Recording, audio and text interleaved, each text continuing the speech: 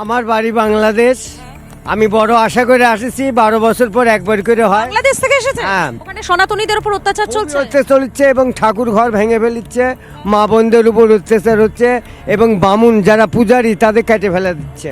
ভয় লাগিচ্ছে এবং আমরা যে এখানে আসি হিন্দুস্তানে অনেক শান্তিতে আছি, গাছতলা থাকলেও অনেক শান্তিতে আছি। তো বাংলাদেশে শান্তি ফিরে আসে, আমাদের নেতা খেতা যেন শান্তি ফিরে দেয়, আমরা হিন্দু বলে যেন দাবি করতে পারি।